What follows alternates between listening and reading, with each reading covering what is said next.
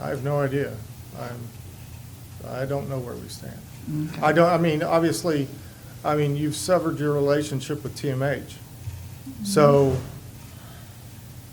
TMH has no obligation to do anything at this point. Okay. And the other thing is, is Mr. Murphy out here with ambulance service? I thought you was. Aren't you the new director? Mr. Chairman, if you don't mind, I'd like to hear from Mr. Murphy and see how the ambulance is running, and all, if you don't mind. If there's no more questions of Mr. Cooper. Yeah, if you don't mind.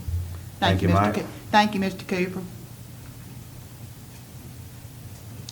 I think we had somebody in the audience wanting to question Mr. Right now, we Cooper. have somebody at the podium. Thank you. Please state your name for the record. My name is Michael Murphy. Mr. Murphy, how is the ambulance running? It's going good, I guess. Doing good? Business as usual.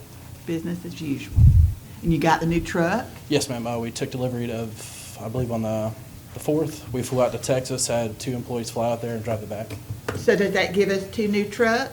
No, it got us 1. 1. Okay. So our frontline trucks, we have a 2015, Yeah. 2016, and 2013. The 13 is getting some age on it. But though. the 15 to me is new because it's Yeah, not. it has Yeah. less than 30,000 But miles. I just wanted to see, how's your radio communications and stuff like that? Is it good? The radios are doing good, yes, Okay. ma'am. I just want to We make sure. installed the new one on the new truck the other day, and we had to fix an antenna issue, because on the 2015, the antenna was a little too long. TMH, they changed their parking garage, and so it got beat up on their new parking garage, so we had to change it out to a smaller one. Oh, okay.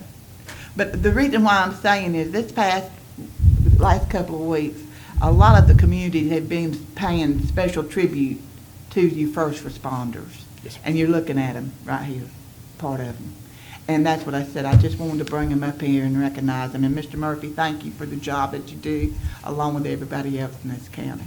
With this county being as long as it is, 70 miles long or whatever, if it wasn't for the first responders, we'd be doing without a lot of times. But I just wanted to take this opportunity to thank y'all for what you do. Y'all are very welcome. Thank you, Mr. Chairman. All right. Come forward, state your name for the record.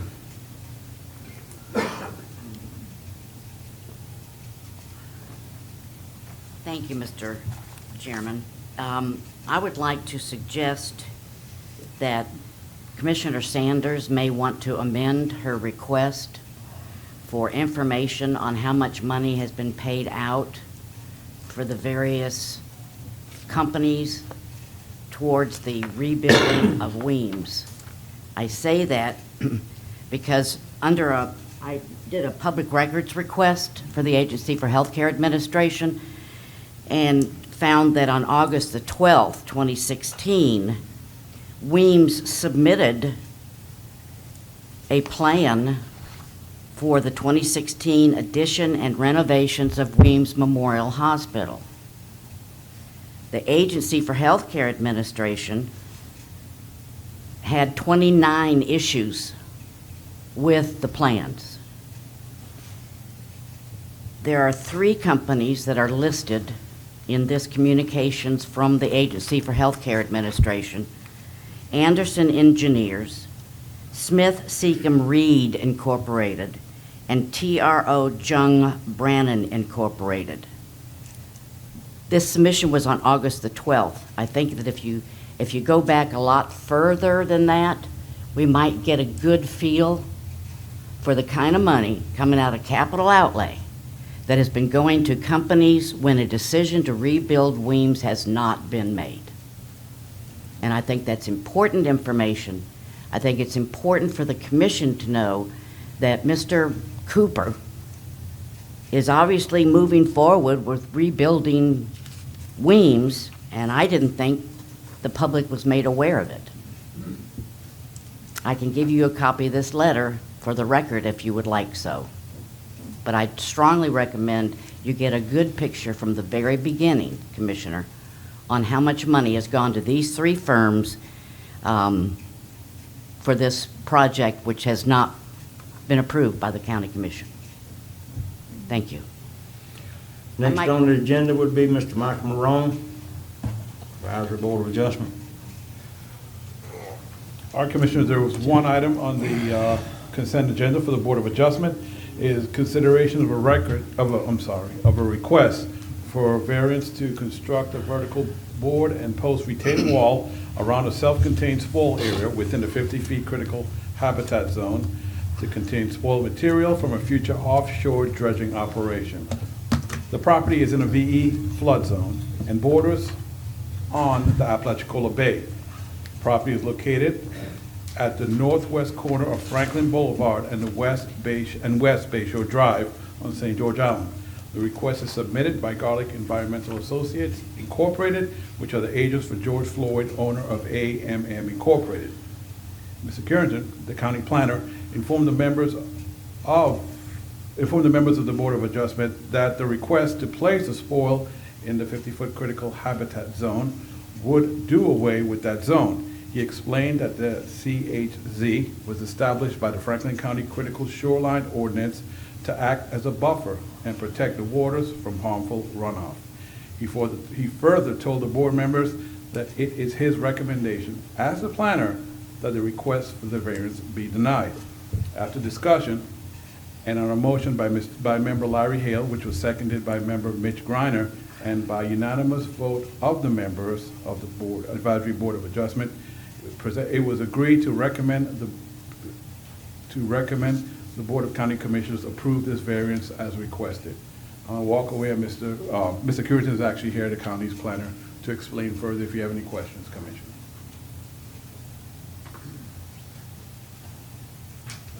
Hey, Mark. Howdy. Good morning. Good morning. Y'all have any questions? Any comments for the board, from the board to the county planner on this issue?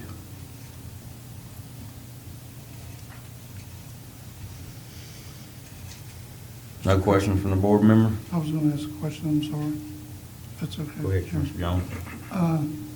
Critical habitat zone in the ordinance. And what I'm reading, I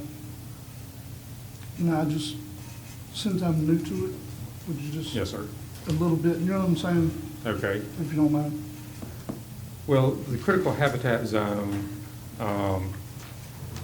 was set up in the critical shoreline ordinance. Critical shoreline is the first 150 feet landward of mean high water or state jurisdictional wetlands everywhere in the county.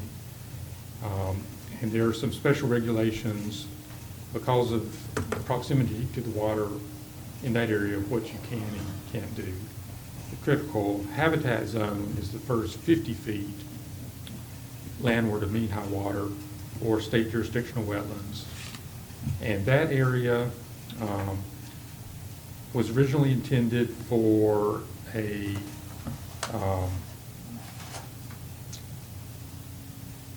to be left in its natural state, to be a naturally vegetated buffer, to protect the bay.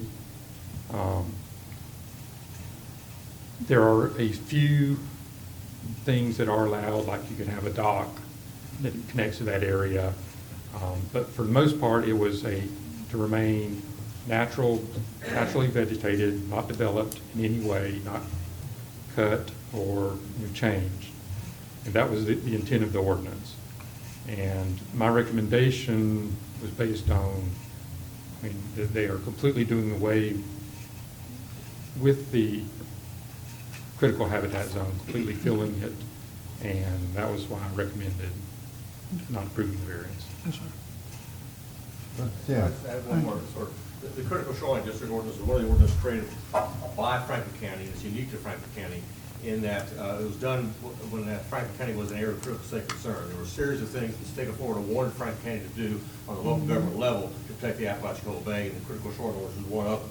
Another one was there was a septic tank abatement program. We also continue to enforce the 1 unit per acre rule to minimize the number of septic tanks. So there's a series of steps that the state of Florida wanted the county to adopt, and we did adopt. This is one of the sort of the sole standing, or not sole, but one of the single standing ordinance that we adopted was called the Critical Shoreline Ordinance, and it's effective from the western boundary of Franklin County all the way to 370. It does not include Alligator Point or level and we apply it to it.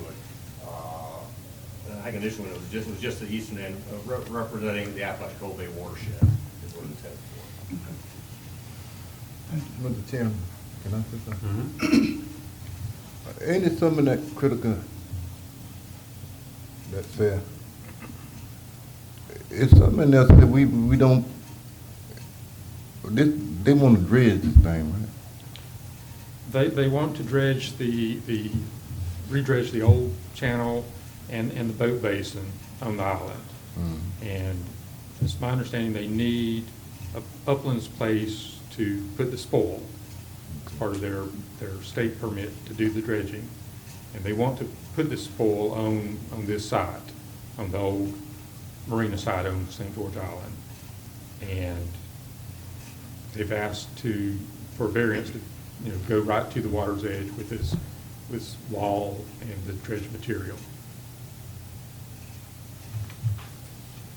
Well, it's not an act of God. They calling it, they dredging it. That's my opinion, that they're They don't pull to get no barrels like that. That's what the law says. I don't know. From what I read a long time ago.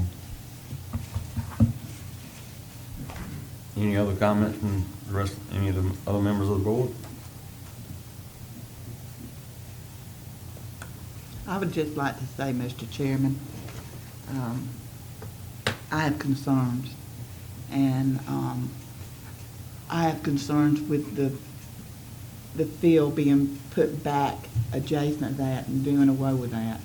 And I'm willing to listen to both sides, but I have concerns. I mean, I've sat up here, we had a vote a few months ago, and, on another project that was around behind, over the road and behind there. And I'm still, the critical shoreline ordinance has the critical habitat zone, and I'm going to uphold it. Mr. Chairman, if I may, Mr. Carrington, here we go. I'm presenting Mr. Carrington with a copy of your 2004 ordinance for the Board of Adjustment that lists the different criteria that the board is supposed to consider when you're determining whether to grant or deny a request for a variance. I would just ask Mr. Carrington to go through each one of those items in the ordinance for the benefit of the board and the public, and so you also have the benefit of why he thinks, he's explained to you why putting the fill from the offshore dredging is a violation of your ordinance. I just think for the sake of completeness, he also needs to address the factual determinations that are required to be considered in your Board of Adjustment variance requirements, and for him to go through and address each one of those factors that are to be considered in determining whether to grant or deny this application. Okay. These are the 6 requirements that in order to authorize any variance from the terms of this ordinance, the Board of Adjustments must find, first, that special conditions and circumstances exist which are peculiar to the land, structure, or building involved, and which are not applicable to other land, structures, or buildings in the same zoning district. And I don't know of any peculiarities of this land different from any other C3 zone property, waterfront property in the county. Mr. Chairman, if I may ask a question, the cause of the need to fill the critical habitat on the applicant's property is the result of activities that are offshore the dredging, is that correct? That's my understanding, yes. There's not an activity, although there's some dredging that's being done of the actual marina property itself, I think you mentioned. There's some dredging of the original boat basin. Okay. That will dredge it out. Is it your understanding that the requirement for this variance into the critical habitat zone is because of the dredging that's occurring on site or because of the dredging that's occurring off-site offshore? My understanding is the majority of the fill material will come from the channel. Okay. From dredging offshore, the channel coming into it. Okay. The second requirement is that special conditions and circumstances are not the result of an action by the applicant. And these are actually, I mean, the applicant is dredging and putting material on the property, and it's my understanding he just needs more area to fill on the property than he actually has property available to do it without going into that 50-foot setback. Third requirement is granting the variance requested will not confer on the applicant any special privilege that is denied by this ordinance to other lands, buildings, or structures in the same zoning district.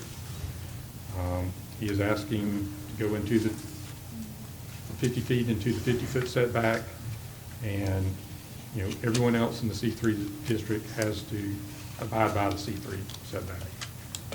That's the zoning, C3 is the zoning on the property? Yes, sir.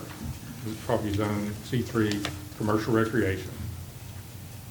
Fourth requirement is that literal interpretation of the provisions of this ordinance would deprive the applicant of rights commonly enjoyed by other properties in the same zoning district under the terms of this ordinance, and will work unnecessary and undue hardship on the applicant.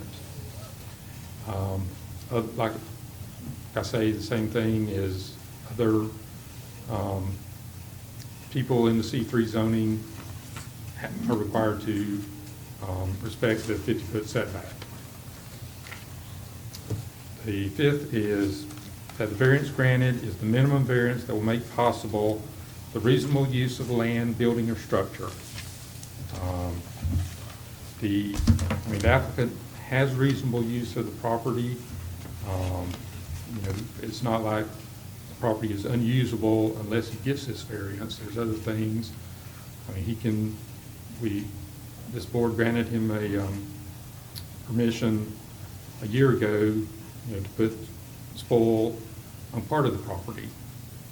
It's just that he alleges he can't put all the spoil he wants to dredge up on the property without going into this 50-foot. And the final requirement is that the grant of the variance will be in harmony with the general intent and purpose of this ordinance, and that such variance will not be injurious to the area involved or otherwise detrimental to the public welfare. I don't believe you can say completely filling the critical habitat with between 6 and 8 feet of spoil material is in harmony with the general intent of the critical shoreline ordinance. Well, Mr. Chairman, it's based on your experience. How long have you worked with the county? Worked with the county 28 years. You worked with the county in what capacity? As assistant county planner, and last year I was promoted or demoted, whatever you want to call it, to county planner. So, then your part of your job requires you to administer the critical shoreline district ordinance Yes, sir. and also the Board of Adjustment ordinance as well. Yes, sir. Is it your opinion that the applicant has self-created the need for this variance himself by doing offshore dredging as opposed to there being a hardship based on the peculiar circumstance to his particular piece of land? Yes. This is a self-created hardship. And in the administration of the Board of Adjustment, is it inconsistent for the Board of Adjustment to grant a variance when the hardship itself is created or self-created by the applicant? Well, that's what the second requirement under things that have to be addressed says, that special conditions and circumstances are not the result of an action by the applicant. So, Thank you, Mr. Chairman. Does the board have any questions for Mr. Cureton at this time? No, I just want to do an observation. If you think about it, and let's go back in history, Alan, Smokey, and the rest of us, back when we were wanting to get the dredging done in East Point Channel, we couldn't put it back where the original was, on the breakwater, remember? And then they, at one time, it was before the school was built over here, they wanted us to truck it all the way out to that hole where the school was built. Then at 2 Mile Channel, or Creekmore Channel out here, they wanted us to put it well away from the water body, and so we had to put it across 98 over there, and that's where we got that now in your district, Commissioner Parrish. So, I mean, there's a lot of things. I don't have any more comment. If you would, stay with us, Mark, and just allow the applicant to make their presentation. Okay. Mr. Chairman, if I may, just one moment. Alan, did you have anything else that you wanted to add? You good? At this time, before Mr. Carrington sits down, the applicant would have a right to ask Mr. Carrington questions. This is essentially a quasi-judicial hearing process, so they do have the right to ask questions of Mr. Carrington if they choose to. Dan Garlick for the applicant. I didn't realize we were going to have a quasi-judicial hearing today, or else we'd have done a little bit different. But do I have a chance to also question or board dire Mark Currington as a non-attorney? You're welcome to ask him questions. Okay, That's thank you very much. I'm getting you right now. Okay. You can either ask him questions or choose not to. It's up to you. All right. Obviously, there's a lot of issues that are required when you talk about the critical habitat zone. I've been involved in it a lot longer too, actually longer than Mark and Alan. I was the one that wrote the rule way back. So I feel like I can add some experience to this as well. But really what it comes down to, I think, is that the information that we had to look at were just the things that Mark and Mike have mentioned. But I think that the way that the presentation to you is probably written a little bit, or was presented a little bit different. That we are not eliminating the critical habitat zone. We're placing sand on sand. We have to have something to hold the sand back. You eliminate the critical habitat zone by taking its function away. You eliminate by taking away habitat. You eliminate by taking away stormwater runoff. We are not doing either one of those things. This was a place that had sand out in their past from former dredging operations in 1959, about that time when they were building the bridge. In a minute, Mr. Floyd will kind of take you through a little bit of that history. He's not going to make it real long, but it's really important to see why we got to this point, because something was there before. When I worked on the original, we applied to DEP, it's been a couple years now, March 2015 is when they approved it. But this county, and me personally, would not want to take dredge material and dump it back in the bay, basically like the Corps of Engineers is doing right now, because that would be an issue. You're taking stuff, you're slurring it up, you're creating all kinds of turbidity in the water. You don't want that to happen. So our hardship is we have a channel, we're trying to do something with it. We've got a chunk of ground we can put sand on. Our hardship is we got to have the amount to do it, or we can't do the project. It comes down to that. But basically what it really comes down to is that when you eliminate the critical habitat zone, it means you take away those functions. And we are not. All we're doing is placing sand on top of sand. We have to have the wall to hold it, because if we don't, that sand's going to roll back into the bay and we start all over again. So that's the issue with that. By holding the sand in place and allowing stormwater to stay there, we're actually taking things that could be deleterious to water quality and not letting those get back into the bay. We're holding them on our property, so we're actually performing even a better function for water quality by doing that. And so that's what I'm trying to, I want to make sure I convey to you that we're not putting anything impervious in that 50-foot setback. It's only sand. Sand is there now. We want to put sand on top. It will be higher. That'll allow more percolation. So we're not really creating any more impervious area in that 50-foot setback. And the reason we're here is because we're placing something within that area. I mean, there's been, I guess, several projects in the past that we've placed sand on sand. I've personally received several variances from this board for putting vertical walls in with rocks in front. And it's to help prevent issues of more erosion. This site here, and we can demonstrate it, is that we've lost up to 30, 40 feet on this site. Critical habitat zone, it's out in the bay. I mean, if you really want to look at it that way. So that thing keeps moving back and forth. I mean, I'm sorry, it's receding as it's doing because of a lot of different natural influences. So what we're trying to do is hold our place in the sand, so to speak, and be able to use this sand and be a good steward, not of water, as well, water quality, but also to provide something for Franklin County that we can all be proud of. And again, like I'll let George speak in a minute to his plans for this site. So I just want to, it's not that we're eliminating the critical habitat zone. I think when the two different boards, as Planning and Zoning and the Board of Adjustment, heard this, they realized we weren't eliminating the critical habitat zone.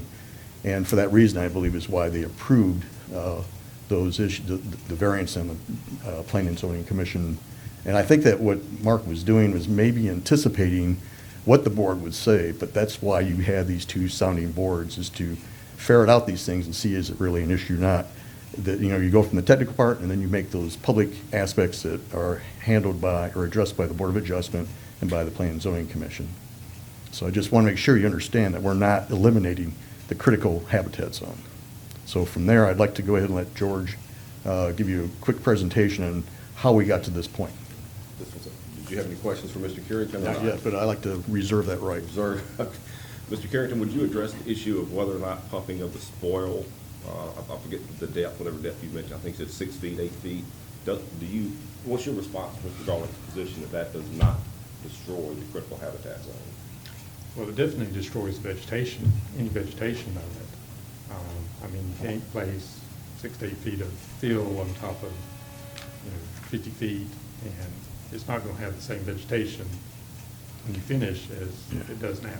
But if there's not vegetation there in the first place, then it means that area probably can't support vegetation very well.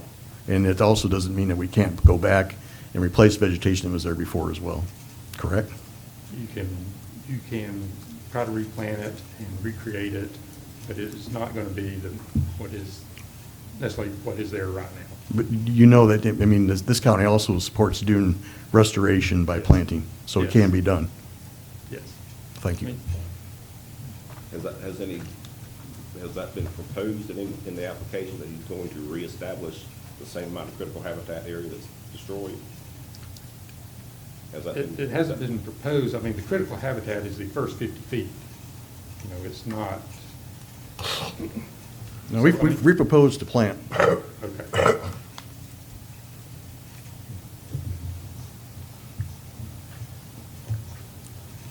That all for Mr. Carrington at this time? Apparently, yes, sir. Okay. Come forward, George.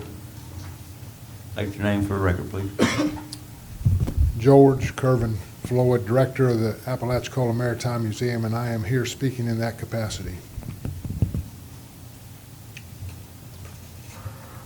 I have a presentation, if we could dim the lights.